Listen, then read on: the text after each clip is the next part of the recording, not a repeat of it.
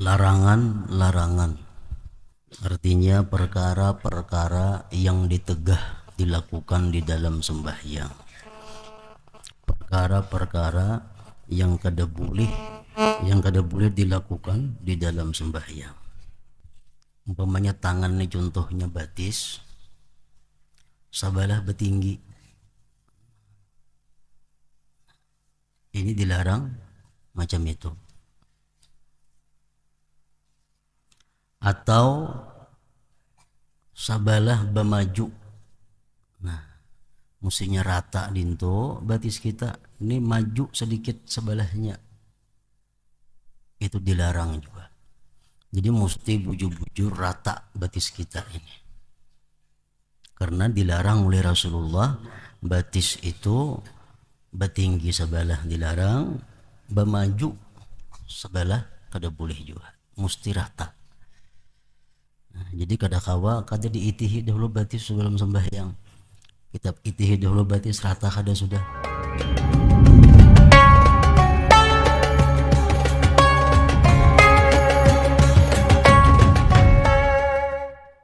Bismillahirrahmanirrahim. Alhamdulillahi rabbil alamin. Wabihi nasta'in ala umurid dunya waddin. Assalatu wassalamu ala habibi rabbil alamin, Sayyidina wa maulana Muhammadin al-amin, wa ala alihi wa sahbihi wa tabi'in, wa man tabi'ahum bi ihsanin ila yaumiddin. Amma ba'du, faqad qala al-imam Hujjatul Islam Abu Hamid Al-Ghazali rahimahullah wa nafa'ana bi ulumihi fid dharain, amin. Larangan-larangan artinya perkara-perkara yang ditegah dilakukan di dalam sembahyang.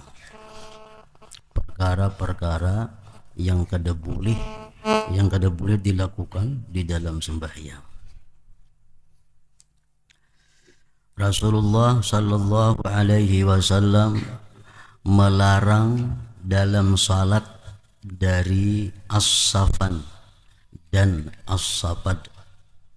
Yang keduanya telah kami sebutkan.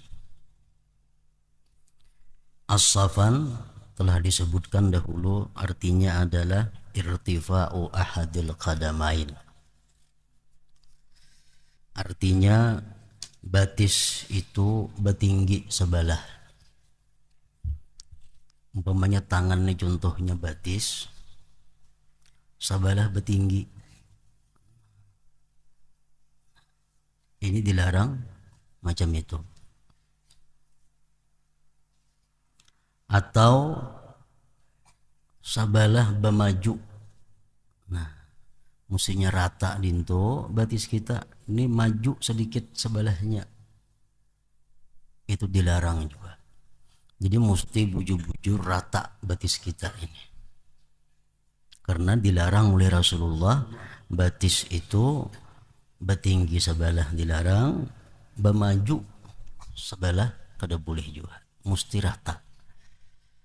Nah, jadi kada kawa kada diitihi dahulu batis sebelum sembahyang. Kita itihi dahulu batis rata kada sudah.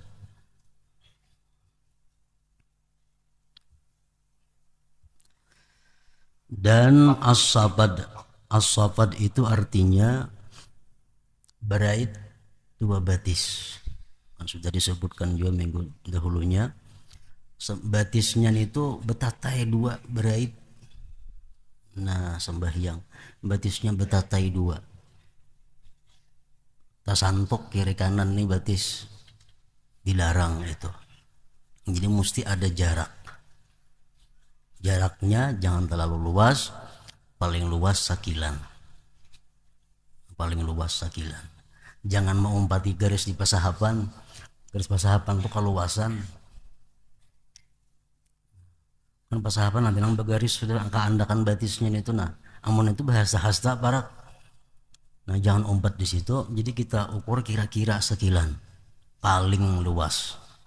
Kalau kada 4 jari, jangan sampai kurang pada 4 jari, lebih pada sekilan jangan juga.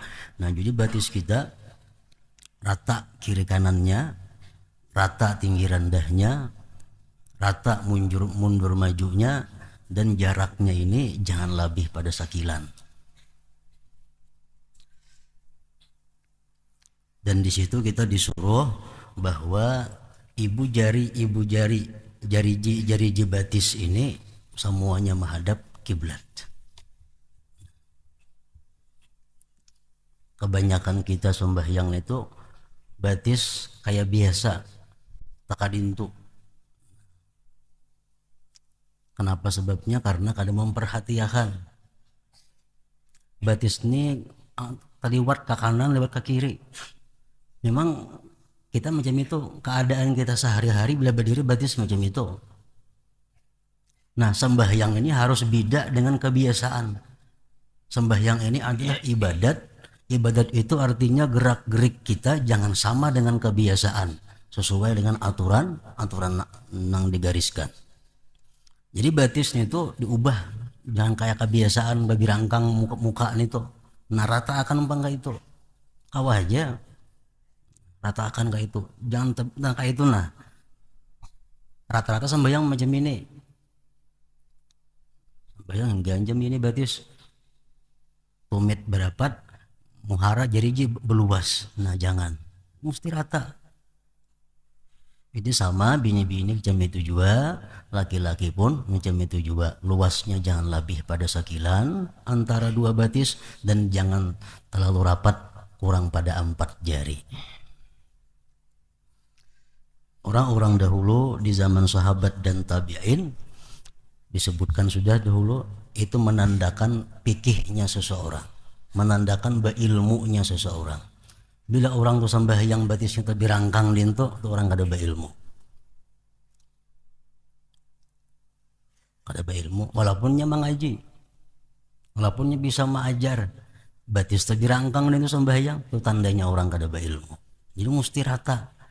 Jari-jari semuaan menghadap kiblat, jangan ada ke timur ke barat lintu, ke utara ke selatan batis.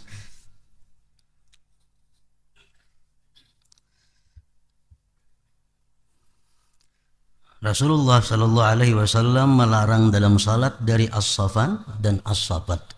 Jadi mesti jangan kayak kebiasaan. Memang kalau kita kebiasaan berdiri, takadin itu batis. Musambahyang ganti, jangan kayak kebiasaan lagi berdirinya. Dan Rasulullah melarang juga dari iq'a, sadal, kaf, ikhtisar, salab, muwasalah, salat hakin, hakib, haziq, salatnya orang yang lapar, marah, dan mutalassim. Betapa huruf lamnya di sini multasim, nang bujur itu tak berdahulu mutalassim, dan mutalassim yaitu menutup muka. Jadi baik bini-bini, baik laki-laki sembahyang tuh jangan menutup muka. Itu sembahyang. Amun keluar rumah baik bini-bini jam itu mata aja kelihatan, mau sembahyang jangan. Rasulullah melarang tadi iq'a. Adapun iq'a, maka menurut ahli bahasa adalah ia duduk pada kedua pantatnya, menegakkan kedua lututnya, dan menjadikan kedua tangannya di atas tanah.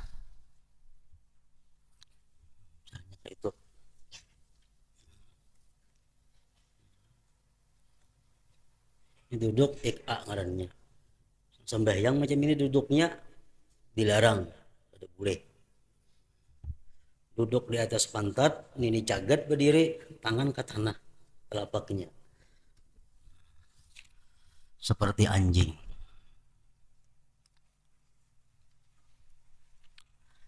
Sedangkan menurut ahli hadis adalah duduk iq'a tadi adalah duduk di atas kedua betisnya dan tidaklah menyentuh tanah kecuali ujung-ujung jari kaki dan kedua lututnya.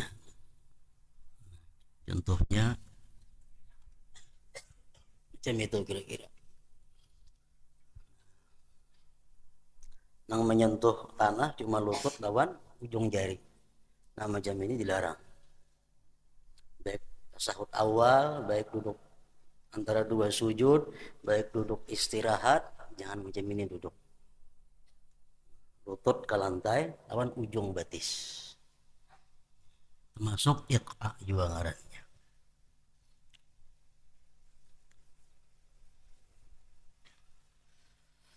Adapun sadal menurut ahli hadis adalah berselimut dengan pakaiannya dan ia masukkan kedua tangannya dari dalam lalu ia rukuk dan sujud demikian. Itu sadal ngarannya. Baju itu dicolok di bahu,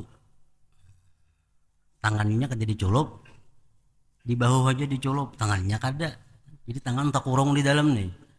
Nah itu dilarang juga itu. Jika tangannya dicolok kan jadi masalah. Ini tangannya kan jadi colok, jadi baju digantung di bawah kayak kastok awak tak andak baju, dilarang itu. Ini adalah perbuatan orang-orang Yahudi dalam salat mereka. Maka kaum muslimin dilarang menyerupai mereka. Sedangkan gamis, baju panjang sampai mata kaki dan lengan panjang adalah semakna dengannya. Baju gamis kah sama aja, dicolok, tapi tangannya kan dicolok, dikurung awak dalam baju.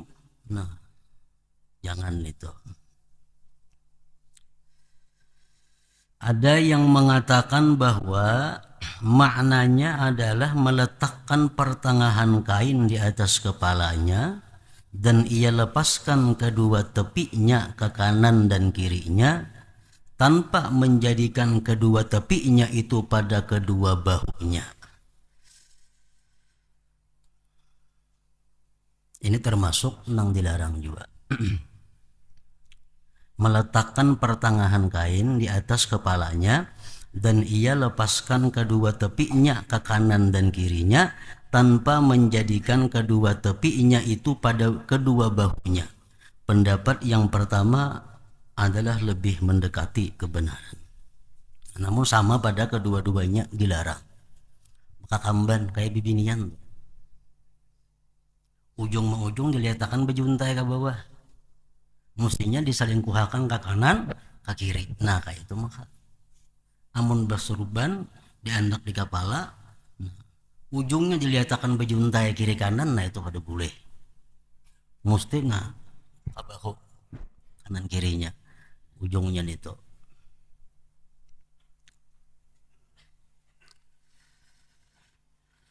Adapun kaf, maka ia mengangkat kainnya dari muka atau dari belakangnya apabila ia mau sujud.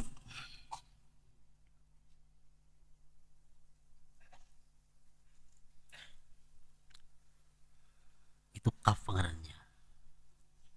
Mengangkat baju, mengangkat tapih, atau mengangkat salawar, atau mengangkat nangapa bila hendak sujud tuh. Kan biasa kita ya Allah liman hamidah, Allah, nah berangkat doang nak sujud, nah diangkat, nah itu kada boleh.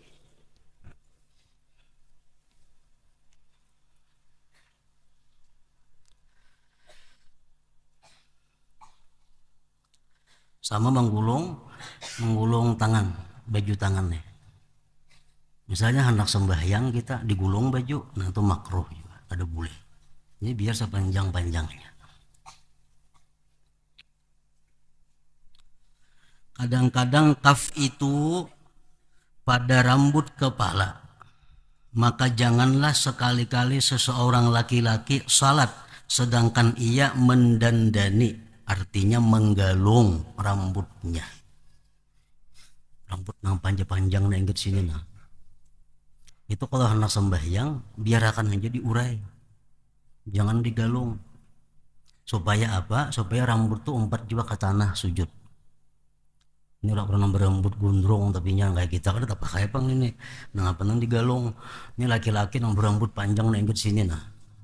Jadi kalau hendak sembahyang rambut biar lurusnya jangan dibaiki, biar disuruh seadanya.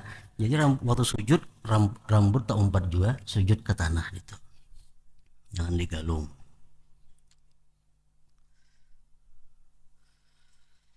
Itu bagi laki-laki. Kalau bini-bini kada jadi masalah itu digalung kada dalam mukana tuh kada jadi soal. Di dalam hadis umirtu an asjuda ala sab'ati a'dha'in wala akuffu sya'ran wala thawba. Artinya saya diperintah, ujar Rasulullah, untuk sujud atas 7 anggota badan dan saya tidak menahan rambut dan kain. Tapi itu jangan diangkat dengan sujud, diangkat. Ahmad bin Hambal, imam mazhab Hambali radhiyallahu anhu, memakruhkan untuk memakai sarung di atas gamis dalam salat. Berbaju ke dalam, baik itu salawar, baik itu sarung, misal gamis, kan gamis itu panjang, lalu ditapihi di luarnya. Nah, ditapihi di luarnya. Atau baju kita panjang, baju kemeja biasa panjang, sembahyang, baju dibuat dalam tapih, nah sama. Atau bersalawar, baju ke dalam, nah kada dimakruhkan juga. Jadi bila nak sembahyang, baju ke dalam buka dahulu, nah keluarkan bajunya. Itu mazhab Imam Hambali. Ahmad bin Hambal radhiyallahu anhu memakruhkan untuk memakai sarung di atas gamis dalam salat, dan ia memandangnya termasuk kaf tadi juga. Kaf tadi juga.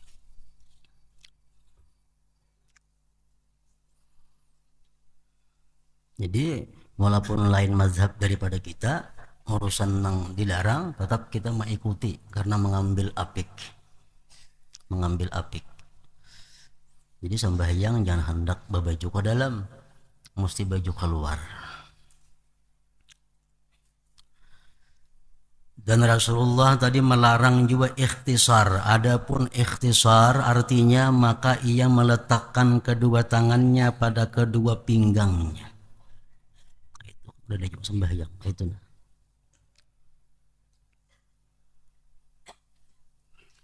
Adapun salap adalah ia meletakkan kedua tangannya pada kedua pinggangnya dalam berdiri, dan ia renggangkan kedua lengannya pada berdiri itu. Ini berdiri berkaca pinggang. Nah itu dilarang juga sembahyang macam itu. Adapun muwasalah maka ada 5. Ada boleh muwasalah nih. Muwasalah dilarang juga. Muwasalah itu ada 5. 2 pada imam, yaitu agar tidak menyambung bacaannya Fatihah dengan takbiratul ihram. Jadi mesti ada diam. Allahu Akbar, bismillahirrahmanirrahim. Tarawih rajin ng baancapan tuh nah. Kada bakuma-kuma lagi, semuaan berait jadi satu. Dilarang itu. Jadi takbiratul ihram itu kita Allahu Akbar, kita disuruh bertahan. Sekurang-kurangnya sekadar subhanallah.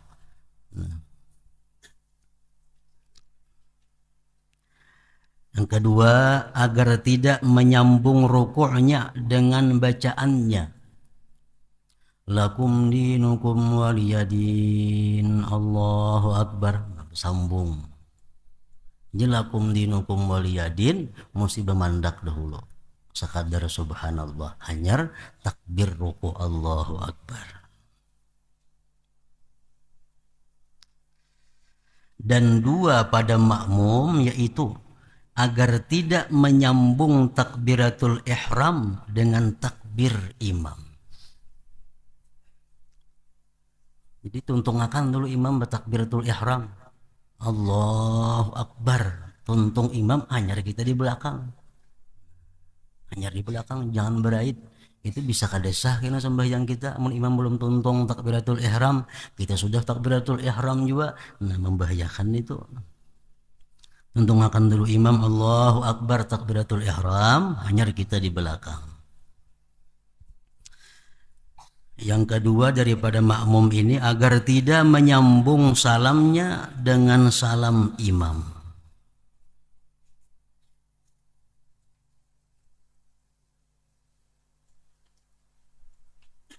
Jangan bersambung salamnya dan salam imam. Itu untungkan dulu imam itu salam. Keduanya hanyar kita salam. Itu anjurannya. Tuntung akan imam dulu 2 kali salam, hanyar kita salam. Dan satu di antara keduanya, imam dan makmum, yaitu agar tidak menyambung salam fardu dengan salam kedua, dan agar ia pisahkan antara keduanya. Salam pertama itu salam rukun sembahyang. Sedangkan salam yang kedua salam yang sunat. Nah, antara fardu dan sunat itu jangan digabung, mesti dipisah.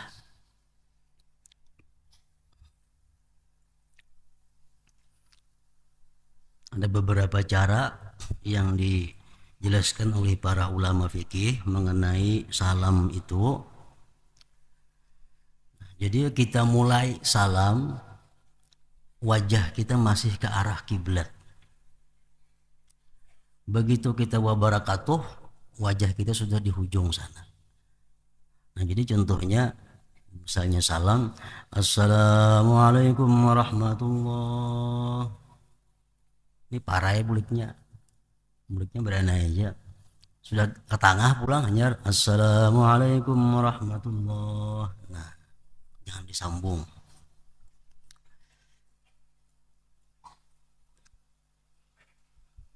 Jadi jari nang kita tasahud itu nang beangkat itu sampai salam hanya habis diangkat. Sampai kita menyapu tangan gitu, nah hanya habis. Ini ganakannya aja. Assalamualaikum warahmatullah. Assalamualaikum warahmatullah. Buliknya itu kalau 2 kali salam. Kalau kita hendak sekali aja bang salam, kada usah kulih kanan kulih kiri, ganah aja assalamualaikum warahmatullah, itu aja. Hendak sekali aja misalnya salam, hendak 2 kali, nah jangan ke kiri ke kanan, lurus ke situ aja. Misalnya kita sujud tilawah, nah, sujud sajadah kan, misalnya di luar sembahyang, kita membaca ayat sajadah, kita disuruh sujud. Untuk kalau tuntung sujud, bangun, assalamualaikum warahmatullah, misalnya sekali aja. Nah, muha ke arah kiblat, namun ke kanan, kiri parah ya kena, mesti 2 kali bila ke kanan itu, bila sekali ke muka arahnya.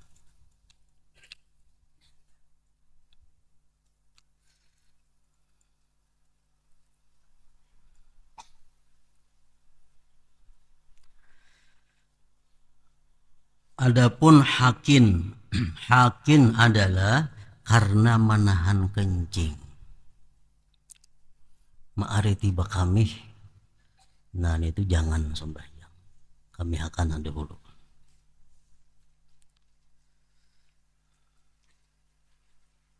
Walaupun kalau putan berjamaah, ada jadi masalah. Anggaran untuk kami berjamaah. Jadi walaupun kalau putan berjamaah, kami akan ada dulu. Jangan ma'aritin itu.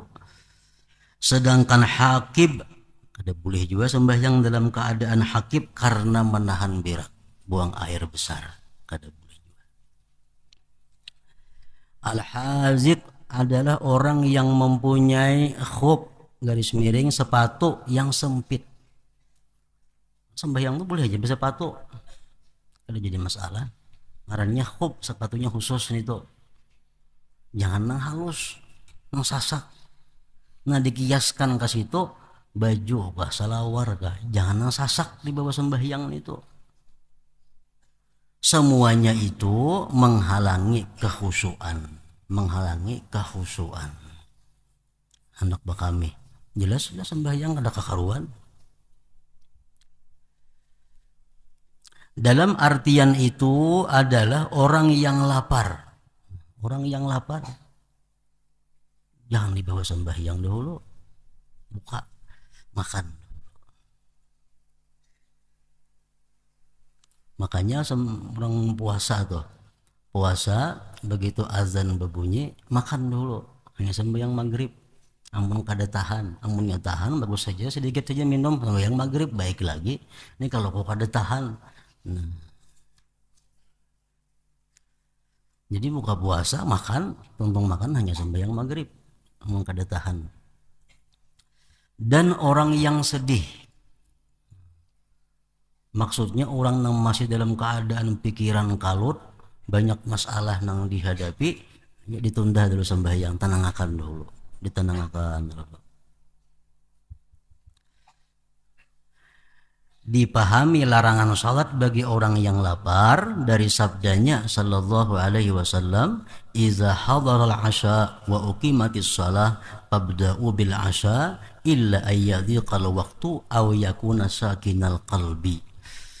Artinya apabila datang makan malam dan didirikan salat, maka mulailah dengan makan malam itu, kecuali waktunya sempit atau hatinya tenang. Orang kamat, orang di rumah sudah besurong makanan. Amun kalanggar, kamu salah, kada terganggu dengan makanan tadi, kada jadi masalah. Kalau terganggu karena makanan tadi, nah dahulu akan makan. Di dalam hadis la yadkhulanna ahadukumus salah wa huwa muqattibun wa la yusalliyanna ahadukum wa huwa ghadban. Artinya janganlah salah seorang daripadamu salat padahal ia sedang kalut, dan janganlah salah seorang daripada kalian salat padahal ia sedang marah. Dinginakan dulu. Al-Hasan berkata, setiap salat yang padanya hati tidak hadir, maka salat itu lebih segera kepada siksaan. Orang yang sembahyangnya itu ke hatinya kada hadir, sembahyang itu membawa kemudaratan lawan inya. Karena hadis Rasulullah kan, kalau orang itu sembahyangnya itu hatinya itu kada hadir atau kada khusyuk, sembahyang itu menjadi hitam dan diumpamakan macam kain yang usang lalu dipukulkan ke wajah orang yang sembahyang itu. Jadi segala sesuatu yang mendukung untuk khusyuk itu disunatkan. Segala sesuatu yang mengganggu khusyuk itu mesti diselesaikan sebelum sembahyang.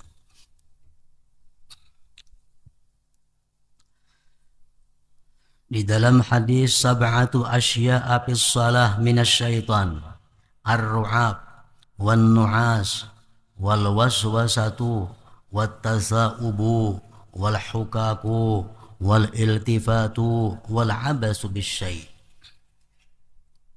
Artinya 7 hal di dalam salat itu dari syaitan, yaitu darah dari hidung,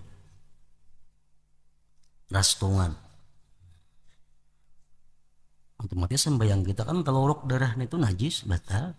Nah, itu bisa syaitan mengganggu sehingga darah keluar di hidung, supaya kita sembahyang ini batal. Kemudian kentuk, mengantuk, itu dari syaitan. Was-was dari syaitan juga. Kuap, menguap sembahyang, itu dari syaitan. Gusuk-gusuk, garu-manggaru, dalam sembahyang, itu adalah pekerjaan syaitan. Lagi belum sembahyang kita kada ada asa gatal, kada awak. Begitu Allahu Akbar, kepala lah gatal, belakang lah gatal, syaitan menggeritiki supaya kita ini menggaru. Nah,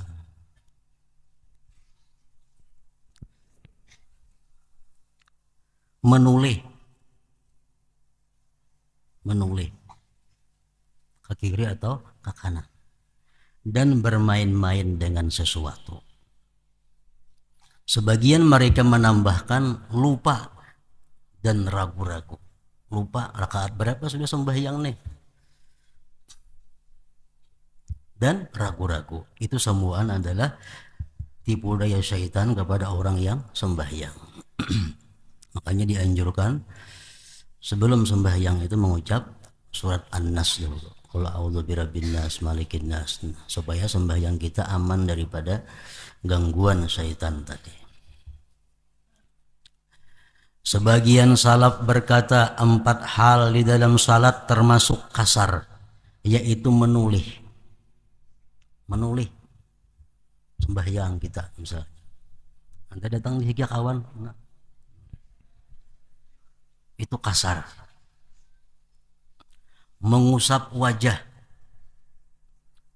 sembahyang tuh namanya pemuha, apakah bisa gue termasuk kada beadab. Artinya meratakan kerikil untuk sujud,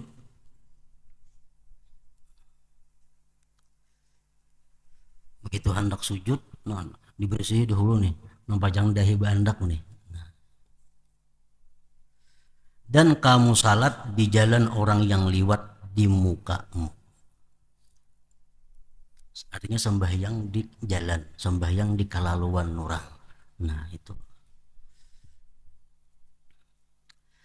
Dan beliau Rasulullah melarang juga dari menjalin jari-jarinya, memanja. Enggak ada jawaban kayak kita macam ini sembahyang tangan. Maka ini bebanjaan adakah? Ada.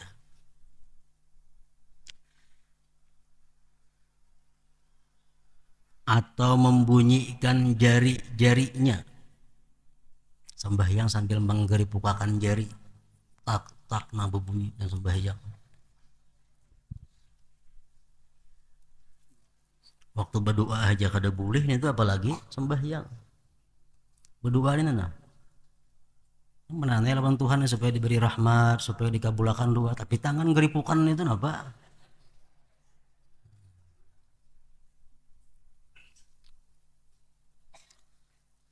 Atau menutup mukanya, atau meletakkan salah satu telapak tangannya atas yang lain, yang dilarang juga itu. Dan memasukkan kedua telapak tangan itu di antara dua pahanya pada waktu ruku'. Sebagian sahabat radhiyallahu anhum berkata, kami melakukan hal itu lalu kami dilarang. Kan ruku' kita telapak tangan mesti di lutut bandak. Nah, anda ini kada, mereka sahabat dahulu ruku' itu macam itu tangannya. Nah di tengah-tengah dua lintuhut. Jam itu tangan rokok, kalau kita adanya kada jam itu. Nah, dulu dilakukan oleh sahabat, akhirnya dilarang, lalu kami dilarang. Dan dimakruhkan juga meniup tanah ketika sujud, meniup sajadah, makruh untuk membersihkan. Dan juga meratakan kerikil dengan tangannya, makruh juga. Sesungguhnya itu adalah perbuatan-perbuatan yang tidak diperlukan. Dan ia tidak mengangkat salah satu dari dua telapak kakinya lalu diletakkan di atas pahanya. Orang duduk sila panggung, nah sebelahnya itu batasnya sebelah ke atas paha. Nah ada boleh juga itu sembahyang jam itu, sila panggung aja orang duduknya. Dan tidak bersandar ke dinding waktu berdirinya. Sembahyang katujuh parak tihang lalunya, nah bersandar di tihang sembahyang.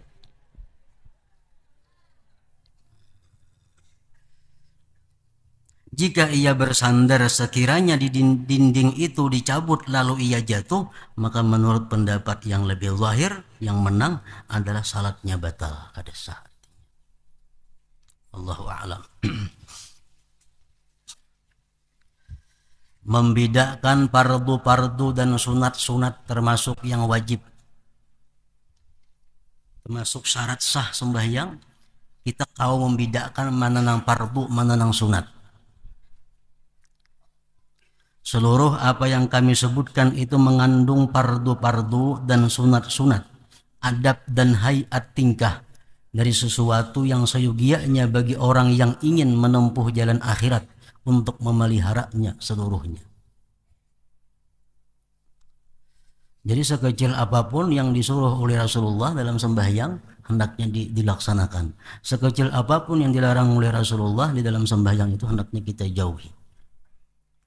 Memang kita kada kawa pas 100% sembahyang itu macam Rasulullah, kada kawa. Ada hadis Rasulullah, saddidu, artinya bujur-bujur, harus pas artinya. Nah, amun kada kawa, wa qaribu, parak pas barang.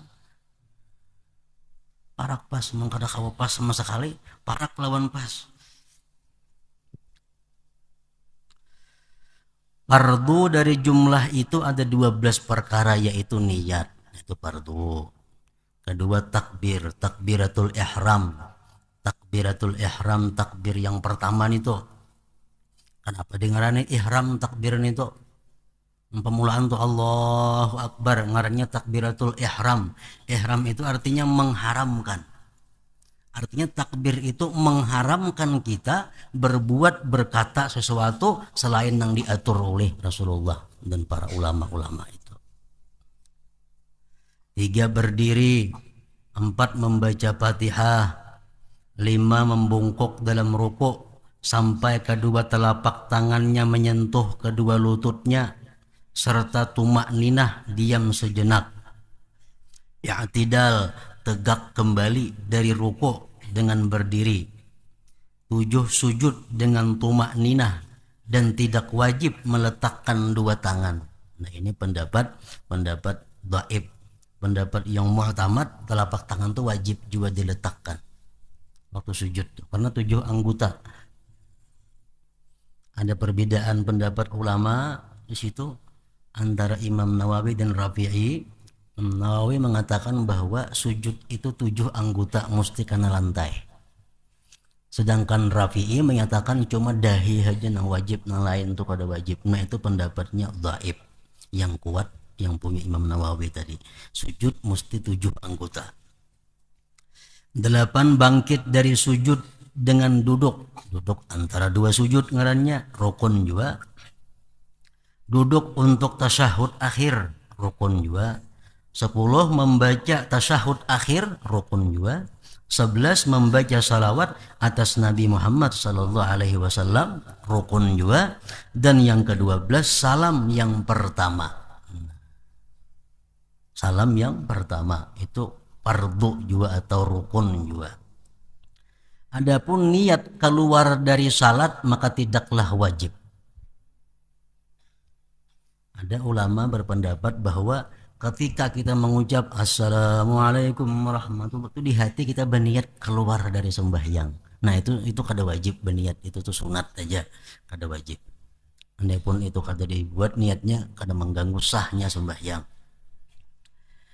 Sesuatu yang selain ini 12 tersebut tidaklah wajib. 12 saja yang wajib. Tetapi itu adalah sunat-sunat dan hayat-hayat pada sunat dan fardu. Adapun sunat-sunat maka dari perbuatan ada 4, yaitu mengangkat 2 tangan ketika takbiratul ihram. Mengangkat 2 tangan ini pun bila kita kada melatih, kita kada kawajib pas. Berceramen dulu di rumah, di hadapan cermin diindahkan kayak apa nang pas mengangkat telapak tangan itu supaya jangan kurang, jangan lebih.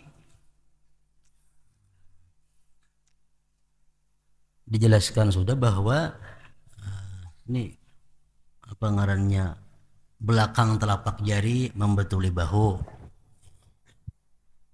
artinya jangan keluar pada bahu kayak itu. Nah kan keluar ngarannya nih, mesti membetuli bahu.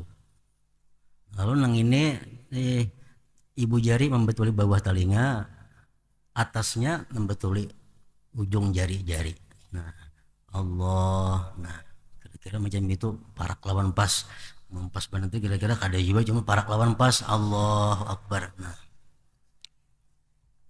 tangan ini diratakan jangan nangka itu nah banyak banget nangka itu sembahyang apa nangka itu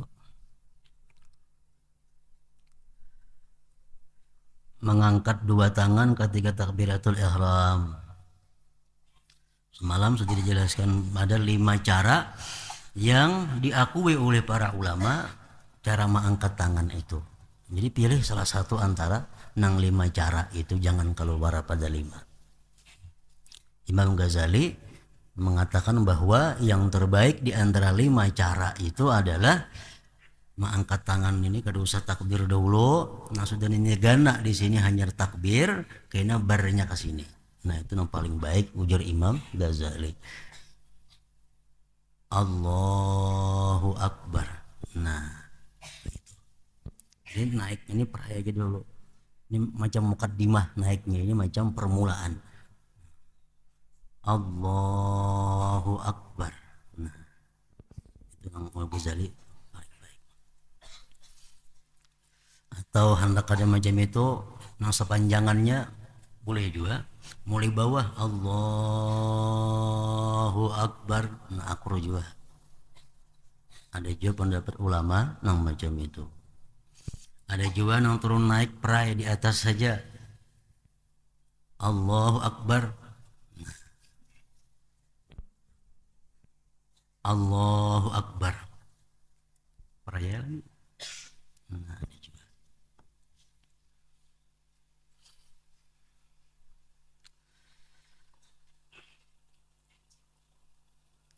mengangkat dua tangan ketika turun ke ruku.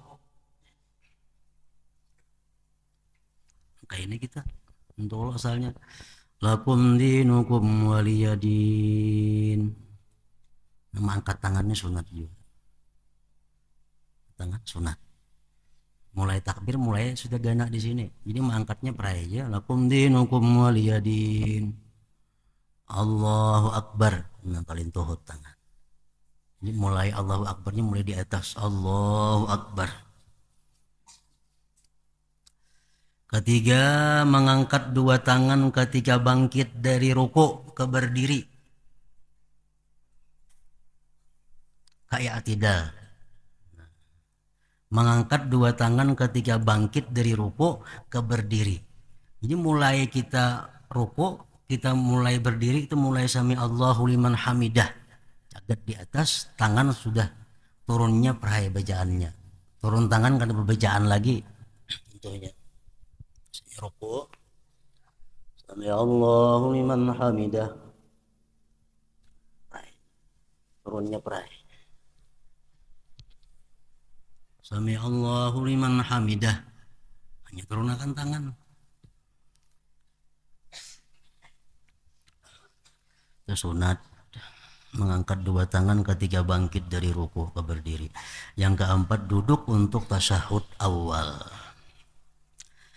Adapun apa yang kami sebutkan dari cara menyebarkan jari-jari dan batas pengangkatannya, maka itu adalah hayat yang mengikuti sunat-sunat ini. Tawarruk, duduk tasyahud akhir itu, dan ibtiras, duduk tasyahud awal, duduk antara dua sujud. Ibtiras ngarannya adalah hayat yang mengikuti duduk. Tasyahud awal tuh itu duduknya yang penting duduk, disunatakan duduknya duduk ibtiras.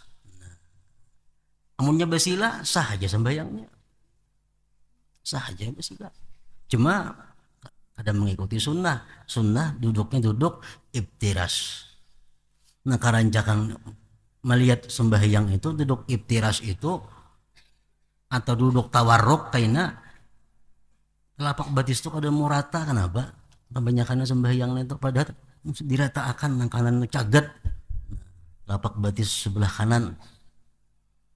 Duduk ibtiras, nah duduk tawarruk telapak batis nang kanan itu cagat, jangan berpingkur macam itu. Nah jadi bujur-bujur ditekan supaya menghadap kiblat.